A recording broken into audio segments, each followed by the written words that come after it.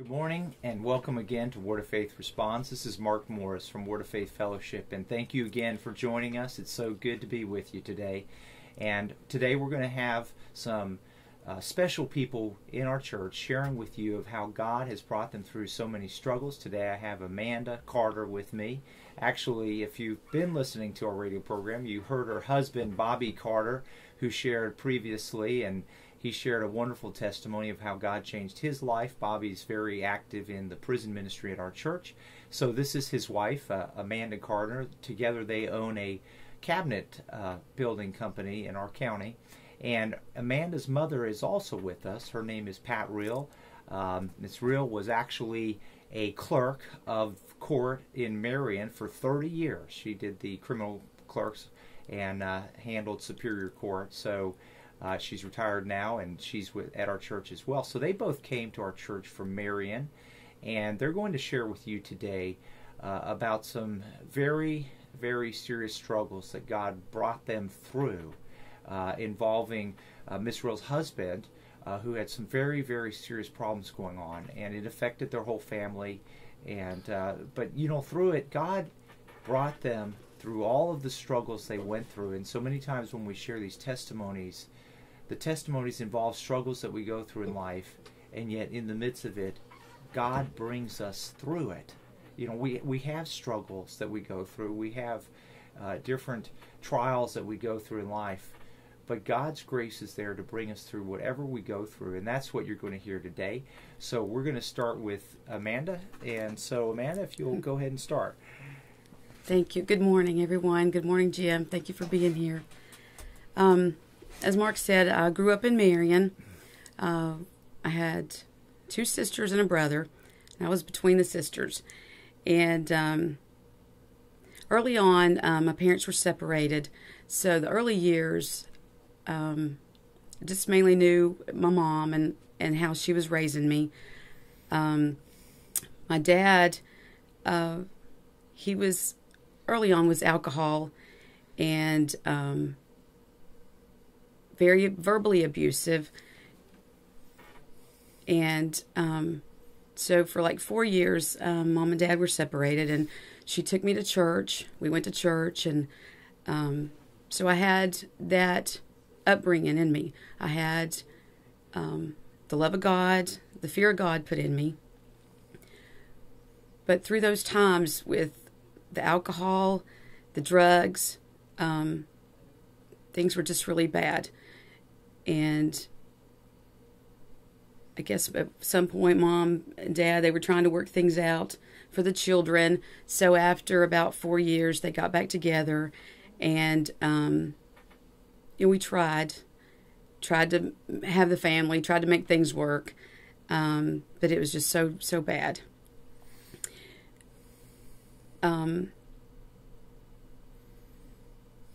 Through all those times growing, it just kept getting worse and worse and worse. The alcohol, you couldn't please our dad. You couldn't please him. No matter what we did, we couldn't please him. It was never good enough. He would say things very bad to us. And one thing I do remember is when times were always bad, Mom always would pray. She prayed, and that was keeping power of God in her life.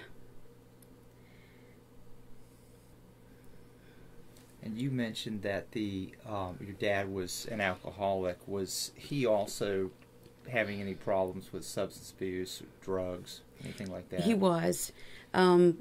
Later he began we began to find marijuana. Then there was things of, we began finding evidence of cocaine. And there was a lot of debt.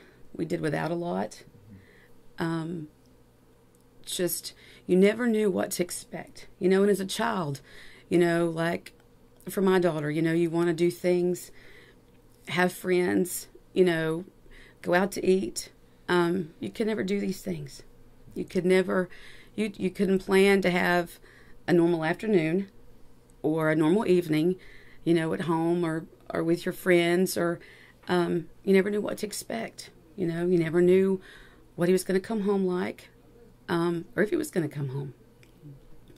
So it was very hard. Through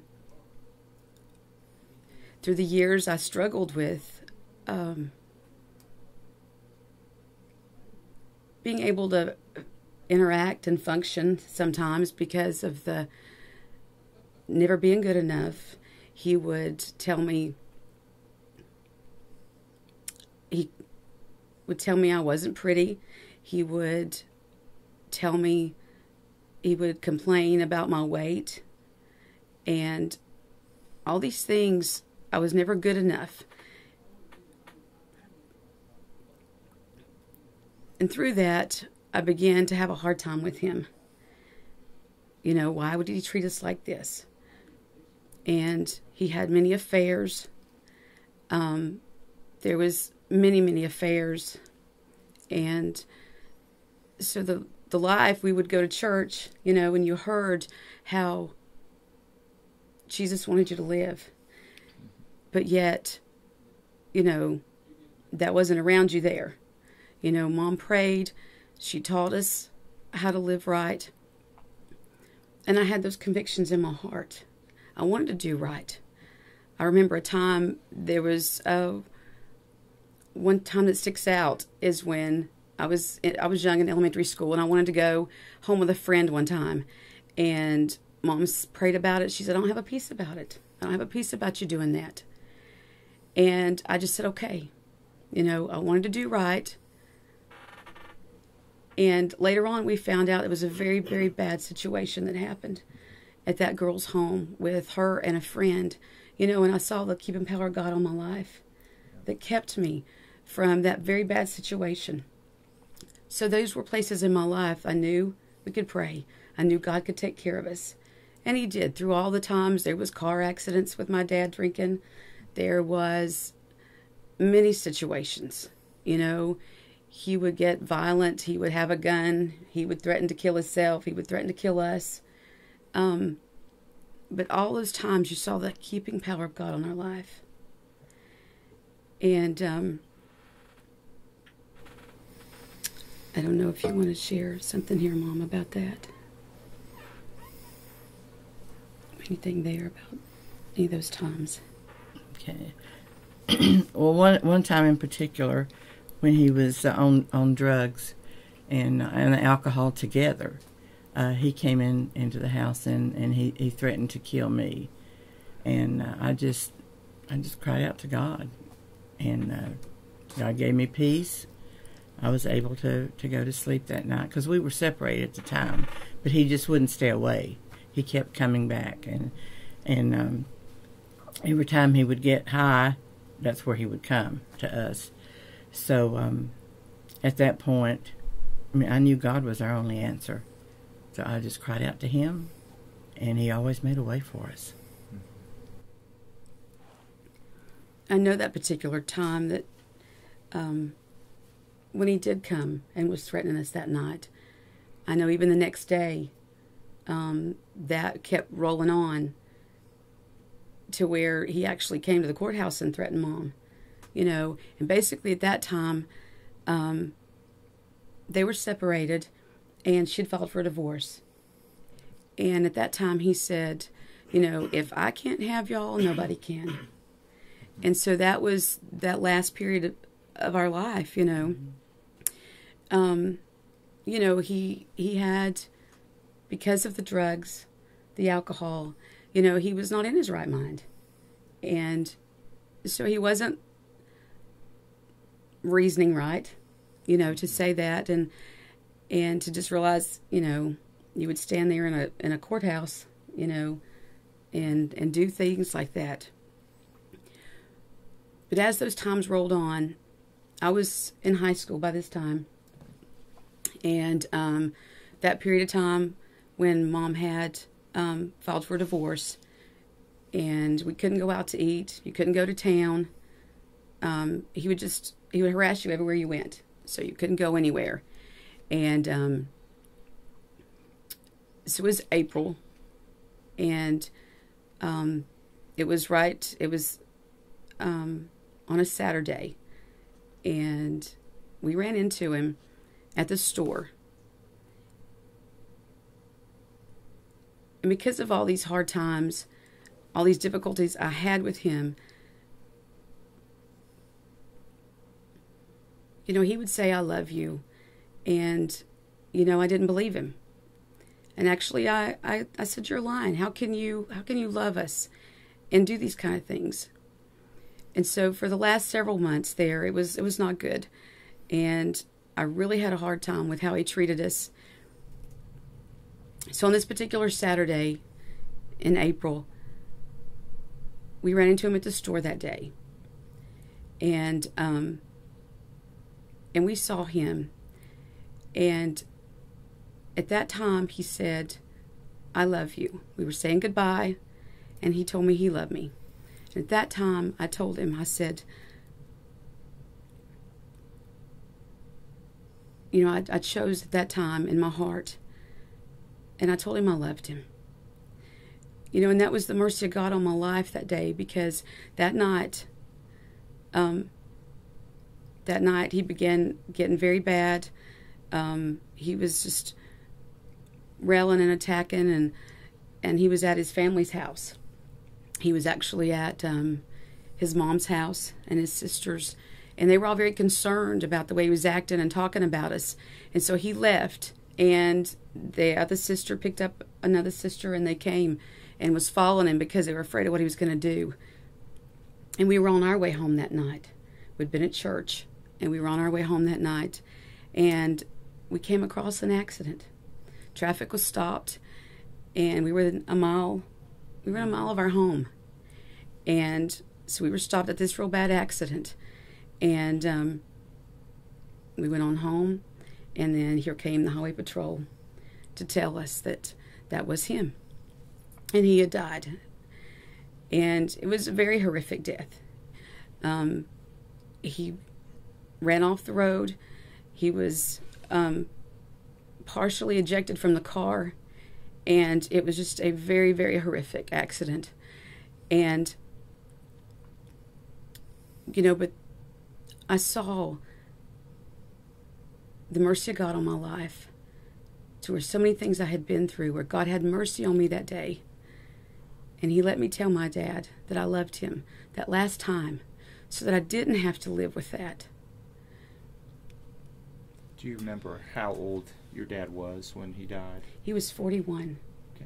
Now you said he was at his mother's house, and he was railing and attacking. Was he saying things about you, your family, and your mother? Yes. And you indicated he was in this rage and that's when he hopped in the car, and his sisters were following him. Yes, they were concerned about what he was going to do to us. Okay. So they were coming, and really that's the only time I ever remember them coming. So I know it was enough to disturb them. But I know I learned, and that was a lesson in my life, a major lesson in my life, that the wages of sin is death. Because he chose always, even where God would come to him through the years, just like God came to us, he had that opportunity. But he chose. He chose. It was always what he wanted to do in his life. And there was an old song that was his song. That it's my life, I can do what I want to with it. And that's so untrue, because our lives affect so many other lives. So through this whole time when he was still living with your mom, growing up, were you going to church the entire time? Yes, we were going to church the whole time. I was Mom wasn't in church early on, but when I came, she was in church. So I had that keeping power of God. I had that stability, even though things were so bad on this side. There was still that place of being able to cry out to Jesus to help me, no matter what we went through, and just the convictions in my heart. where I wanted to do right. We enjoyed going to church, and the love of God was in my heart.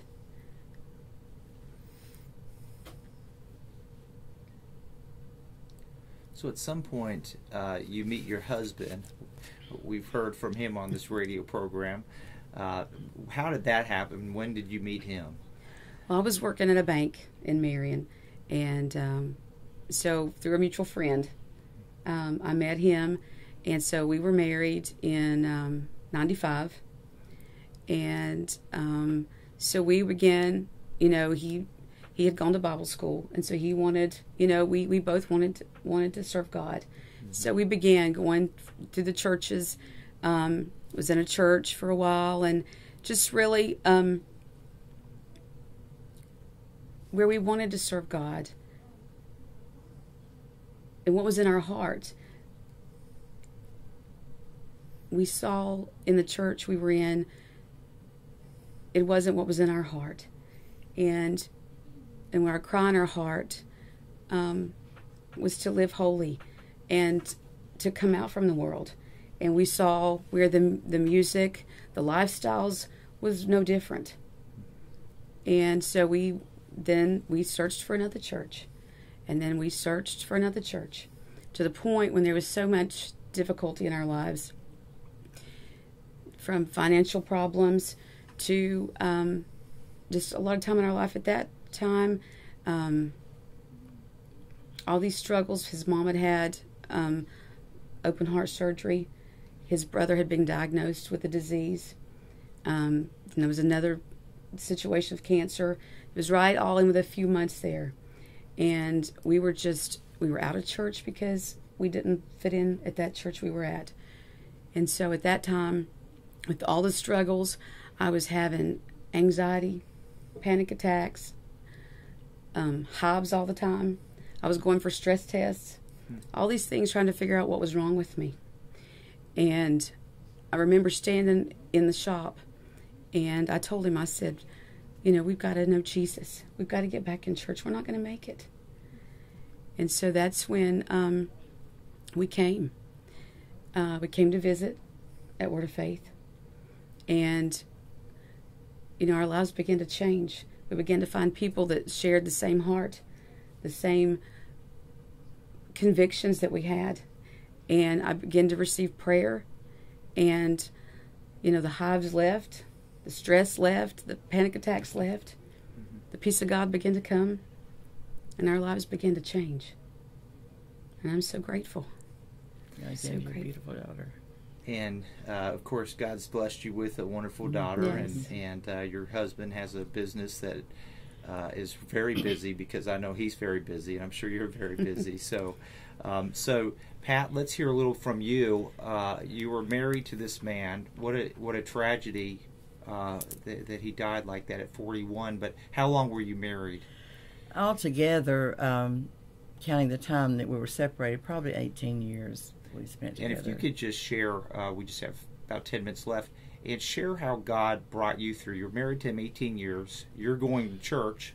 He's home. He's an alcoholic. He's doing drugs.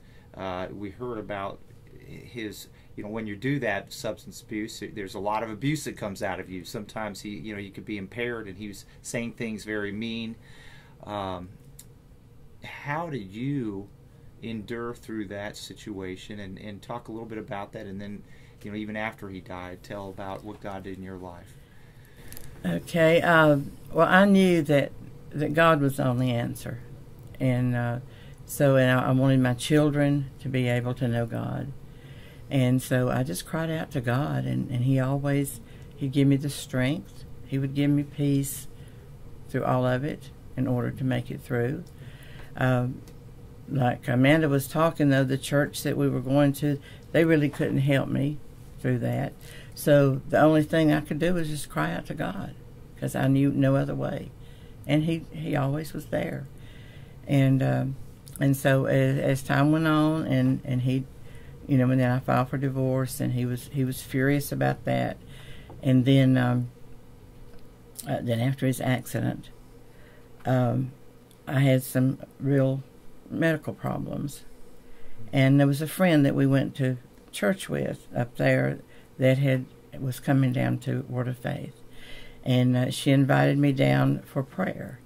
And it was when Word of Faith was still on 221. Mm-hmm. And so when I came down and we came up to the door, prayer had already started. And when I got close to the door and I could hear the people praying, everybody praying together, and you could tell that, I mean, they were just giving their whole heart.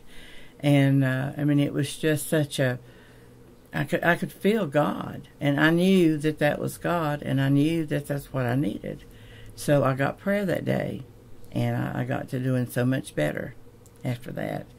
And then after a period of time, maybe after a couple years, I would come down to visit at different times, weddings and, and things like that. And so I came down to Bible school. I had Bible school at night. I came for about 18 months and received a lot of things, a lot of knowledge of how to. I learned that taking offense, like I was very offended at my husband. And I was offended not just for myself because of his unfaithfulness, but because of the way he treated the children. And I found out by the teaching of the Word of God that you choose to take offense. You don't have to take offense. But you choose it, and when you do, then you become offended at God. And so I got prayer and got all the teaching. I mean, it's just wonderful. I still stayed in the church where I was and was still active, but I would come and I would receive all these good things about Jesus and about what he could do for you, and even deeper than what I had known before. And I mean, it was just wonderful. So after I had retired from the clerk of court's office, I moved down here to be with my daughters. I had 2 daughters down here, and to be in the church. And I started coming to the church full time before I moved. But then I came, and I mean, it was just what I needed. I mean, it's hard to explain. All those years in the different churches we were in and what we were looking for, we found it. And I'm just so grateful. I'm just so grateful, and of God loving us enough to bring us through all that. And at the same time that we were praying for God to help us, we were praying for him too, because we wanted to see him get the help that he needed. We wanted to see him come to Jesus, but he just would not. He would talk like he was going to, but then he just could not get away from the drugs and the alcohol. And it's a miracle that in the midst of, you were married 18 years to this person, and he had all of these struggles. Through it all, you're going to church, and somehow after this is all over and he dies, God comes to you to go to your heart about not being bitter, not having any unforgiveness, not having any offense, and God removes that from your heart. You were sharing, and what a miracle. I know there's other people that go through family struggles, and they have things happen, and maybe they're treated poorly. Maybe it's a mother or maybe it's a father, but God wants us to be free. He doesn't want us to have unforgiveness. He wants us to have a heart that doesn't have offense, but a heart that is full of his love. And it's amazing when you have God's love. Yes. You don't have to carry around offense. People have choices that they make, but we can have God's love in our hearts so that we're not affected. We're just affected by God's love. So, and I don't know, Amanda, if you have anything that you could share too. You grew up with this in an abusive environment, in the sense of your dad said very negative things to you, very hurtful things to you. Maybe there's people out there that are listening that went through difficult times. Maybe people said things to them that were hurtful and harmful. Maybe it was a dad or a mom or somebody else, and in the midst of it, you're here today. You don't have offense. You don't have hurt. You have God's love in your heart. Could you share, maybe if there's people listening out there, how it was that you were able to make it through your childhood and early adult years and not have any hurt, not have any bitterness in your heart with how things went with your dad? Just a place of where just really praying and crying out to God. You know, when there's times you couldn't make it, you'd feel, if you felt the things, you felt the hurts, you felt it. You know, I just prayed, God, please help me. You know, I know you didn't call me to be like this. You know, and all these hurtful things, all these things they said I was going to be or not going to be, that's not what you made me to be. You know, and so I know there was one place also with those hurts when we were looking for a church. You know, we were in a church, the last church we were in, and through the years, you know, people made fun of us, and other people because of where we went to church, because we believed in healing, and deliverance and speaking in tongues. They made fun of us, and this was a church in Marion that you went to before. Yes, okay. Yes, and then there was one in Morganton, the last church that Bobby and I went to, and the people there, actually they started making fun of a wedding, and come to find out, they didn't know, they'd heard about it years ago, but come to find out it was mine and Bobby's wedding. And so, but what I learned, you know, the way I was raised, Mom said, you may not understand the way somebody believes, you may not agree with it, but you better never make fun of it, because you might find yourself making fun of God and mocking God. And so that was a fear in my heart. No matter where somebody went to church, no matter how they believed, if I didn't understand it or agree with it, you better not mock it. So that was difficult, and that was probably the last thing from where we made our separation to the last church we were in, was because they did that. And you know, it's amazing how Amanda, you had in your heart such a desire for God in the midst of all of the struggles you went through, and you were looking for a group of people that wanted to live like you had these struggles. You had these struggles, but yet you had these convictions of God, that you wanted God so much, and you were going from church to church trying to find a group of people that shared this desire that you had in your heart. You wanted to live holy. You did not want to live like the world. You wanted to live like Jesus wanted us to live. And when you found the group of people that you were looking for, Word of Faith Fellowship, it's a miracle how when you come to a place when God has led you there, you know when God brought you there. Pat, you were sharing how you walked to the doors of the church and you heard the prayer, and it was this group of people praying with all their heart, and you knew that God led you there. And isn't it wonderful to know that God sees the cries in our heart? Yes. When we have a cry in our heart that we really want to know Him, we want to serve Him, He will bring us to the place where we need to be personally so we can serve Him. And I'm so glad that God brought both of you here to the church.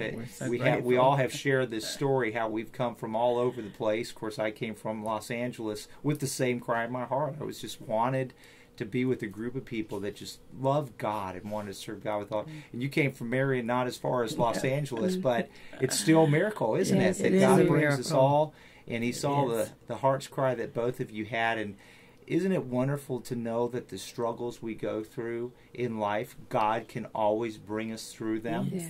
And when we have that relationship with Him, it's okay, because God's love is going to be there no matter what happens out there. God is going to take care of us. Isn't that wonderful? Yes, it is. So I've enjoyed hearing from both of you, and we're out of time again, but it's so good to share about how God brings us through these life struggles, and He will bring you through your struggles when you turn your heart to Him. So thank you for listening. This is Word of Faith Responds. We're here Mondays, Wednesdays, Fridays, 8:30 to 9. Have a great day.